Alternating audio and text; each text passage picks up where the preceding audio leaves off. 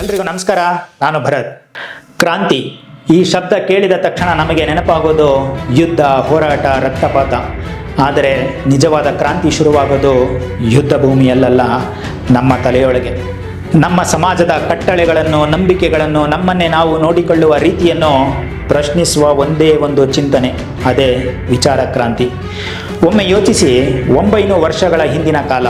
ಸಮಾಜವು ಜಾತಿಯ ಸಂಕೋಲೆಗಳನ್ನು ಬಂದಿಯಾಗಿತ್ತು, ಹುಟ್ಟು ನಿಮ್ಮ ಹಣೆ ಬರಹವನ್ನು ನಿರ್ಧರಿಸುತ್ತಿತ್ತು. ಆಗ ಒಬ್ಬ ವ್ಯಕ್ತಿ ಒಂದು ಸರಳ ಆದರೆ ಅಪಾಯಕಾರಿ ಪ್ರಶ್ನೆಯನ್ನು ಕೇಳಿದ. ಮನುಷ್ಯನನ್ನು ಶ್ರೇಷ್ಠನನ್ನಾಗಿ ಮಾಡುವುದು ಯಾವುದು? ಅವನ ಹುಟ್ಟೋ ಅಥವಾ ಅವನ ಕರ್ಮವೋ? ಅವರೇ ಜಗಜ್ಯೋತಿ ಬಸವೇಶ್ವರರು. ರಾಜಬಿಜ್ಜಳನ ಆಸ್ಥಾನದಲ್ಲಿ ಮಂತ್ರಿಯಾಗಿದ್ದ ಅವರು ತಮ್ಮ ಅಧಿಕಾರವನ್ನು ಬಳಸಿ ಒಂದು ಸಾಮಾಜಿಕ ಕ್ರಾಂತಿಗೆ ನಾಂದಿ ಹಾಡಿದರು. ಅವರ ಅಸ್ತ್ರ ಖಡ್ಗವಲ್ಲ, ವಚನ ಎಂಬ ಸರಳ ಸಾಹಿತ್ಯ ಪ್ರಕಾರ. ಸಂಸ್ಕೃತದ ಪಾಂಡಿತ್ಯ ಮೆರೆಯುತ್ತಿದ್ದ ಜಗತ್ತಿನಲ್ಲಿ ಅವರು ಜನಸಾಮಾನ್ಯರ ಕನ್ನಡದಲ್ಲಿ ಮಾತನಾಡಲು ನಿರ್ಧರಿಸಿದರು. ಇದು ಆಧ್ಯಾತ್ಮಿಕ ಮತ್ತು ಸಾಮಾಜಿಕ ಜ್ಞಾನಕ್ಕಾಗಿ ನಡೆದ ಮೊದಲ ಓಪನ್ ಸೋರ್ಸ್ ಮೂವ್ಮೆಂಟ್ ಆಗಿತ್ತು. ಚಮ್ಮಾರ, ಅಂಬಿಗ, ಮಹಿಳೆಯರು, ಸಮಾಜದ ಪ್ರತಿಯೊಬ್ಬರು ತಮ್ಮ ಅನುಭವಗಳನ್ನು ವಚನಗಳ ಮೂಲಕ ಹಂಚಿಕೊಂಡರು. ಸಾಹಿತ್ಯವೇ ಒಂದು ಚಳವಳಿಯಾಯಿತು. ಈ ಕ್ರಾಂತಿಯ ಕೇಂದ್ರ ಬಿಂದು ಅನುಭವ ಮಂಟಪ, ಅನುಭವಗಳ ಮಹಾಮನೆ. ಇದು ಜಗತ್ತಿನ ಮೊದಲ ಆಧ್ಯಾತ್ಮಿಕ ಸಂಸತ್ತು. ಒಬ್ಬ ಚಮ್ಮಾರ ಪುರೋಹಿತನನ್ನು ಪ್ರಶ್ನಿಸಬಹುದಾದ, ಒಬ್ಬ ಮಹಿಳೆ ತಾತ್ವಿಕ ಚರ್ಚೆಯನ್ನು ಮುನ್ನಡೆಸಬಹುದಾದ ಒಂದು ವೇದಿಕೆ. ಇದುವೇ ನಮ್ಮ ನೆಲದ ಮೊದಲ ಮತ್ತು ಬಹುಶಃ ಅತ್ಯಂತ ಶಕ್ತಿಶಾಲಿ ವಿಚಾರ ಕ್ರಾಂತಿ. ಶತಮಾನಗಳು ಕಳೆದವು, ಆದರೆ ವಿಚಾರ ಕ್ರಾಂತಿ ನಿಂತಿರಲಿಲ್ಲ. 20ನೇ ಶತಮಾನದಲ್ಲಿ ಮಲೆನಾಡಿನ ಹೃದಯದಲ್ಲಿ ಅದಕ್ಕೆ ಹೊಸ ಧ್ವನಿ ಸಿಕ್ಕಿತ್ತು. ತನ್ನ ಮನೆಯಂಗಳದಲ್ಲೇ ಬ್ರಹ್ಮಾಂಡವನ್ನು ಕಂಡ ಕವಿ ಕುವೆಂಪು. ಅವರ ವಾದ ಸ್ಪಷ್ಟವಾಗಿತ್ತು: ಪ್ರತಿಯೊಂದು ಮಗುವು ಹುಟ್ಟುತ್ತಲೇ ವಿಶ್ವಮಾನವ, ಬೆಳೆಯುತ್ತಾ ನಾವು ಅದನ್ನು ಅಲ್ಪಮಾನವನನ್ನಾಗಿ ಮಾಡುತ್ತೇವೆ. ನಮ್ಮನ್ನು ಅಲ್ಪರನ್ನಾಗಿ ಮಾಡುವುದು ಯಾವುದು? ಕುವೆಂಪು ಹೇಳಿದರು, ನಾವು ನಮ್ಮ ಸುತ್ತ ಕಟ್ಟಿಕೊಳ್ಳುವ ಗೋಡೆಗಳು. ಜಾತಿ, ಮತ, ಧರ್ಮ, ಅಂತಾರಾಷ್ಟ್ರೀಯತೆ. ಅವರು ಹೊಸ ಕ್ರಾಂತಿಗೆ ಕರೆ ನೀಡಿದರು. ನಮ್ಮದೇ ಮಿತಿಗಳ ವಿರುದ್ಧ ಯುದ್ಧ. ಅವರು ಮೂಢನಂಬಿಕೆಗಳನ್ನು ಖಂಡಿಸಿದರು, ಕತ್ತಲೆಯಲ್ಲಿ ಜ್ಞಾನವನ್ನು ದೀವಟಿಗೆಯಂತೆ ಬಳಸಲು ಹೇಳಿದರು. ಅವರದೇ ಮಾತುಗಳಲ್ಲಿ ಆತ್ಮಶ್ರೀಗಾಗಿ ನಿರಂಕುಶಮತಿಗಳಾಗಿ, ಅಂದರೆ ನಿಮ್ಮ ಆತ್ಮದ ಏಳಿಗೆಗಾಗಿ ನಿಮ್ಮ ಬುದ್ಧಿಶಕ್ತಿಗೆ ಯಾವುದೇ ಕಡಿವಾಣ ಹಾಕಬೇಡಿ. ಅವರ ಸಂದೇಶ ಸರಳವಾಗಿತ್ತು: ಅನಿಕೇತನರಾಗಿರಿ, ನಿಮ್ಮ ಮನಸ್ಸು ಸಂಕುಚಿತ ಭಾವನೆಗಳ ಸೆರೆಮನೆಯಿಂದ ಮುಕ್ತವಾಗಿರಲಿ. ಇದೇ ವಿಶ್ವಮಾನವ ತತ್ವದ ಸಾರ. ಇದುವೇ ವಿಚಾರ ಕ್ರಾಂತಿಯ ಮುಂದಿನ ಹೆಜ್ಜೆ. ಕೆಲವರಿಗೆ ಜಾತಿಯ ಸಂಕೋಲೆಗಳು ಕೇವಲ ಯೋಚನೆಗಳಾಗಿರಲಿಲ್ಲ, ಬದಲಾಗಿ ಪ್ರತಿ ದಿನದ ಕ್ರೂರ ವಾಸ್ತವವಾಗಿತ್ತು.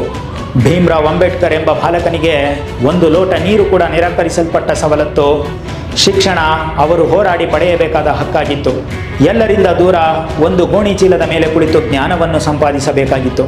ಆದರೆ ಅಂಬೇಡ್ಕರ್ ಅವರಿಗೆ ಒಂದು ಸತ್ಯ ತಿಳಿದಿತ್ತು: ಅವರನ್ನು ತುಳಿಯುತ್ತಿದ್ದ ವ್ಯವಸ್ಥೆ ಅಸಮಾನತೆ ಎಂಬ ಒಂದು ಸುಳ್ಳಿನ ಮೇಲೆ ನಿಂತಿತ್ತು, ಮತ್ತು ಒಂದು ಸುಳ್ಳನ್ನು ನಾಶ ಮಾಡಬಲ್ಲ ಏಕೈಕ ಅಸ್ತ್ರವೆಂದರೆ ಜ್ಞಾನ. ಅವರು ನಂಬಿದ್ದರು, ಸಾಮಾಜಿಕ ಗುಲಾಮಗಿರಿಯನ್ನು ಕತ್ತರಿಸಲು ಶಿಕ್ಷಣವೇ ಸರಿಯಾದ ಅಸ್ತ್ರ ಎಂದು. ಇದು ಕೇವಲ ಪದವಿ ಪಡೆಯುವುದಾಗಿರಲಿಲ್ಲ, ಇದು ಮನಸ್ಸನ್ನು ಮುಕ್ತಗೊಳಿಸುವುದಾಗಿತ್ತು. ಅವರ ವಿಚಾರ ಕ್ರಾಂತಿಗೆ ಒಂದು ಸ್ಪಷ್ಟವಾದ ಆಕ್ಷನ್ ಪ್ಲಾನ್ ಇತ್ತು. ಅನ್ಯಾಯವನ್ನು ಅರ್ಥ ಮಾಡಿಕೊಳ್ಳಲು ಶಿಕ್ಷಣವನ್ನು ಪಡೆಯಿರಿ, ನಿಮ್ಮ ಹಕ್ಕುಗಳಿಗಾಗಿ ಹೋರಾಟ ಮಾಡಿ, ಶಕ್ತಿಯನ್ನು ನಿರ್ಮಿಸಲು ಸಂಘಟಿತರಾಗಿ.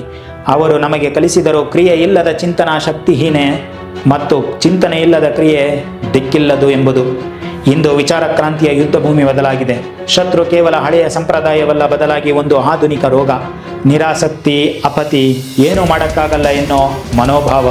ಆದರೆ ನಮ್ಮ ರಾಜ್ಯಾದ್ಯಂತ ಹೊಸ ಕ್ರಾಂತಿಕಾರರು ಇದನ್ನು ಸುಳ್ಳು ಮಾಡುತ್ತಿದ್ದಾರೆ. ಅವರು ಹೋರಾಡುತ್ತಿರುವುದು ಭಾಷಣಗಳಿಂದಲ್ಲ, ಕೆಲಸದಿಂದ. ನಮ್ಮ ಕೆರೆಗಳನ್ನು ಸ್ವಚ್ಛಗೊಳಿಸುತ್ತಿದ್ದಾರೆ, ನಮ್ಮ ರಸ್ತೆಗಳನ್ನು ಸರಿಪಡಿಸುತ್ತಿದ್ದಾರೆ, ನಮ್ಮ ವ್ಯವಸ್ಥೆಯನ್ನು ಜವಾಬ್ದಾರಿಯುತವಾಗಿಸುತ್ತಿದ್ದಾರೆ. ಮತ್ತು ನಮ್ಮ ಕಾಲದ ವಚನಗಳು, ಅವುಗಳಲ್ಲಿ ಕೋಡ್ನಲ್ಲಿ ಬರೆಯಲಾಗುತ್ತಿದೆ: ಕರ್ನಾಟಕದಲ್ಲಿ ಹೊಸ ಪೀಳಿಗೆಯ ಚಿಂತಕರು ತಂತ್ರಜ್ಞಾನವನ್ನು ಲಾಭಕ್ಕಾಗಿ ಮಾತ್ರವಲ್ಲ, ಪ್ರಗತಿಗಾಗಿಯೂ ಬಳಸುತ್ತಿದ್ದಾರೆ. ರೈತರ ಇಳುವರಿಗಳನ್ನು ಹೆಚ್ಚಿಸಲು ಸಹಾಯ ಮಾಡುವ ಎಐನಿಂದ ವಿಶೇಷ ಚೇತನ ಮಕ್ಕಳಿಗೆ ಶಿಕ್ಷಣವನ್ನು ಸುಲಭವಾಗಿಸುವ ಪ್ಲಾಟ್ಫಾರ್ಮ್ಗಳವರೆಗೆ. ಇದುವೇ ಹೊಸ ಕ್ರಾಂತಿ. ವಿಚಾರ ಕ್ರಾಂತಿಯ ಹಳೆಯ ಸಮಸ್ಯೆಗಳಿಗೆ ಹೊಸ ಆವಿಷ್ಕಾರಗಳ ಮೂಲಕ ಪರಿಹಾರ ಹುಡುಕುವುದು. ಬಸವಣ್ಣ, ಕುವೆಂಪು, ಅಂಬೇಡ್ಕರ್ ಇವು ಕೇವಲ ಇತಿಹಾಸ ಪುಟದಲ್ಲಿನ ಹೆಸರುಗಳಲ್ಲ, ಇವು ನಮ್ಮ ಮುಂದಿರುವ ಒಂದು ಪ್ರಶ್ನೆ, ಒಂದು ಸವಾಲು.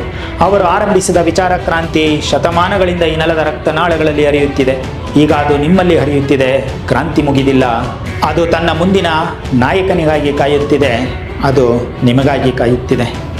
ಈ ವಿಡಿಯೋ ಬಗ್ಗೆ ನಿಮ್ಮ ಅನಿಸಿಕೆ ಏನು ಅನ್ನೋದನ್ನು ಕಮೆಂಟ್ನಲ್ಲಿ ತಿಳಿಸಿ. ಹಾಗೆ ಈ ವಿಡಿಯೋ ಇಷ್ಟ ಆಗಿದ್ದರೆ ಲೈಕ್ ಮಾಡಿ, ಶೇರ್ ಮಾಡಿ ಮತ್ತು ನಮ್ಮ ಚಾನಲ್ಗೆ ಸಬ್ಸ್ಕ್ರೈಬ್ ಆಗೋದನ್ನು ಮರಿಬೇಡಿ.